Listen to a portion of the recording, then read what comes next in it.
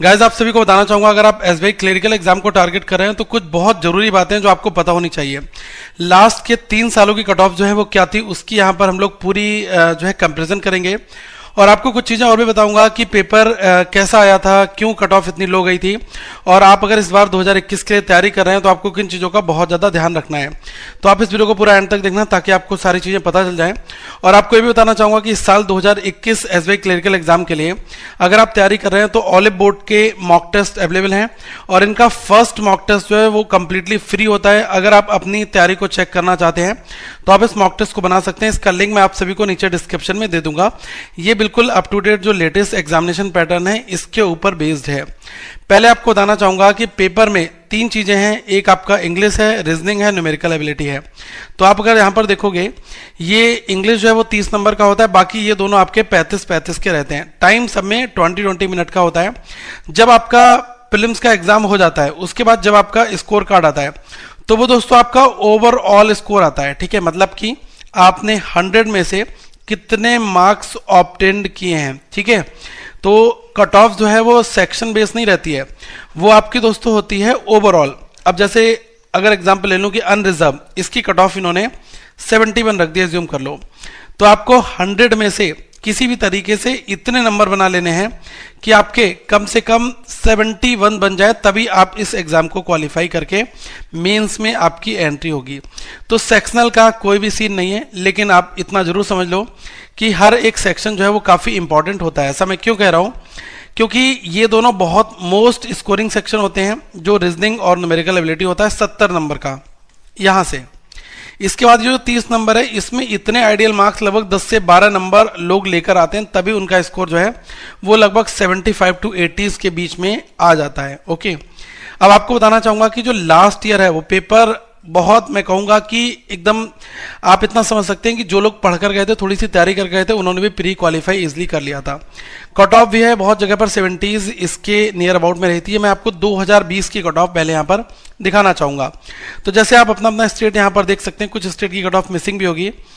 जैसे आप देख लो, दिल्ली 76.25, गुजरात 56.75, हिमाचल प्रदेश 66, छत्तीसगढ़ और बिहार ये आप देख लो 68.75, ये इतनी रही थी। आंध्र प्रदेश की 68, कुछ जगह की नहीं है, वो मैं नीचे अपडेट कर दूंगा। 68.25 झारखंड की, कर्नाटका 58, केरला 69 और मध्य प्रदेश 68।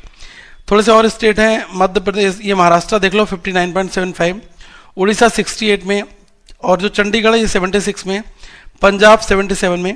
ये दोस्तों 3 जगह पर कट ऑफ बहुत टाइम से, मतलब हम ये कह सकते हैं कि इनके आसपास में टच करती है। ओके, राजस्थान, तेलंगाना, ये देख लो यहाँ पर इस रीजन में, यूपी में 71 कट ऑफ रही थी। तो ये मैं आपको 2020 की दिखा रहा हूँ। 2020 में जो आपका प्री का एग्जाम हुआ था उस वाले एग्जाम की यहाँ पर बात मैं कर रहा हूँ। ठीक है, अब आप थोड़ा सा 2019 में देखोगे। पहले आपको एक चीज और यहाँ पर बताना चाहूंगा कि कट ऑफ से हम करंट ईयर का कोई एग्जैक्ट लेना देना नहीं है, लेकिन ये हमें इंडिकेट ये करता है कि 100 मार्क्स में से अगर 76 की कट ऑफ रह रही है, दैट मीन्स कि पेपर आसान है। और वहां पर जैसे कि इंग्लिश 30, रीजनिंग 35 और मैथ्स जो है वो हमारा 35, इसमें हमें इन 2 सेक्शंस में बहुत अच्छी कमांड बनानी पड़ेगी, तभी हम यहाँ पर मैक्सिमम स्कोर गेन कर पाएंगे। ओके, अगर मैं थोड़ा सा 2019 में जाऊं तो आप देख सकते हो यूपी की 72.25, उत्तराखंड की 75.25, बिहार 76, तो ये टच आंकड़े कर रहे हैं। ठीक है, अगर आप यहाँ पर देख सकते हो, ये कुछ और स्टेट हैं। ठीक है, चंडीगढ़, वेस्ट बंगाल, राजस्थान, तेलंगाना, पंजाब, देखो पंजाब 76, हरियाणा 75, ठीक है, गुजरात 65। तो ये कट ऑफ देखने को मिल रही है। ये पेपर और भी आसान था। और पेपर में आता क्या है, प्रीलिम्स का सिलेबस क्या होता है, वो मैं अगली वीडियो में पूरा डिटेल डिस्कशन करूंगा कि कौन कौन से टॉपिक हैं जिनको आपको बिल्कुल ढंग से कर लेना है। तो पहले तो आप इस चैनल को सब्सक्राइब कर लो ताकि आपसे कोई भी चीज मिस ना हो, कोई नई वीडियो इस चैनल पर आए। ओके, अब थोड़ा सा और अगर पीछे जाए 18-16 के आसपास आप जाओगे तो इतना पुराना जाने की जरूरत नहीं है। ट्रेंड हम अगर 2019 और 20 से देख लें तो इस बार अगर आप 2021 की बात करोगे तो आप इतना जरूर पक्के हो जाओ कि लगभग 75 to 80 मार्क्स आपके प्री में बन जाए। ठीक है, जब आप मॉक टेस्ट बनाओगे तो वहां पर उतने नंबर नहीं आएंगे।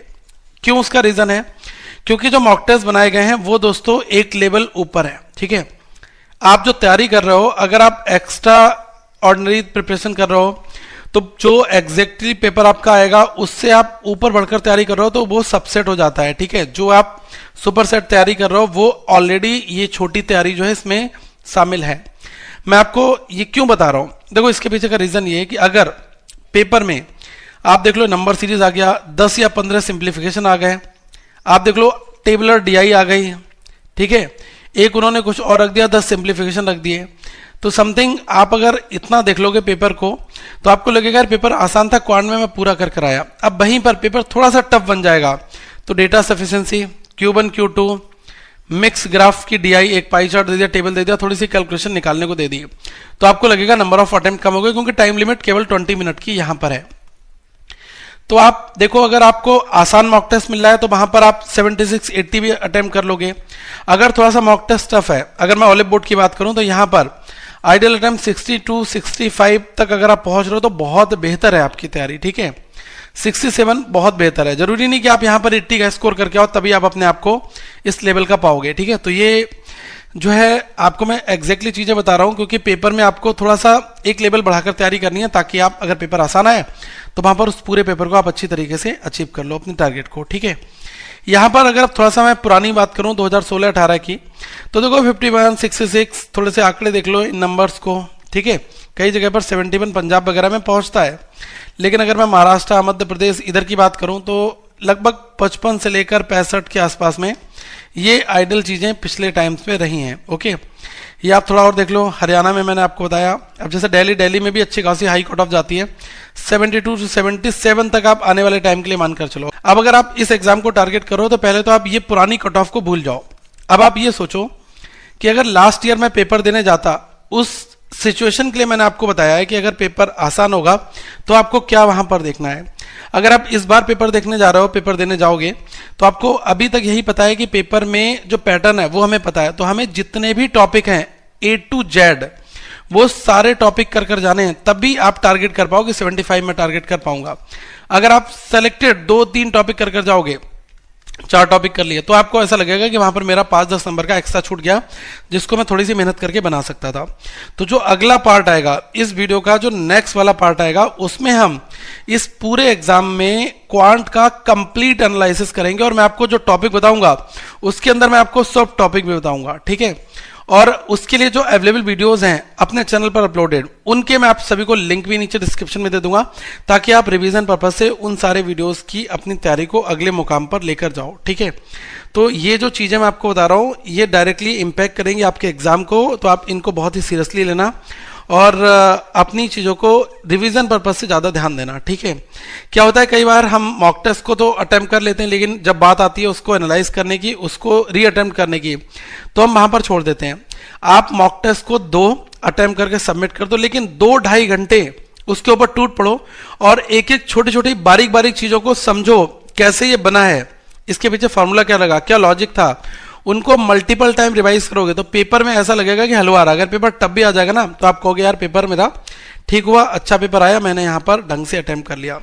तो इन बातों का आपको विशेष ध्यान रखना है। और बाकी मैं हमेशा आपसे कहता हूं कि कभी भी जो फ्री मॉक होते हैं अलग अलग कंपनी से, इनको मिस मत करना।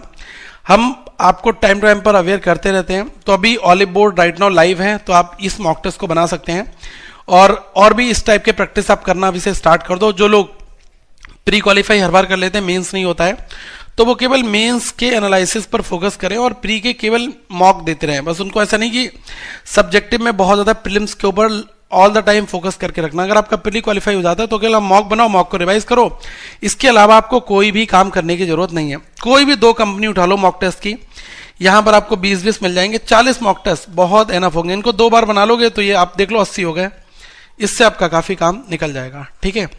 तो मैं हमेशा अपने सेशंस में इन सारी चीजों के ऊपर काफी फोकस करता हूं और जो फ्री मॉक टेस्ट का लिंक है वो मैं आप सभी को नीचे डिस्क्रिप्शन में दे दूंगा, आप उसको ऑप्ट कर सकते हैं।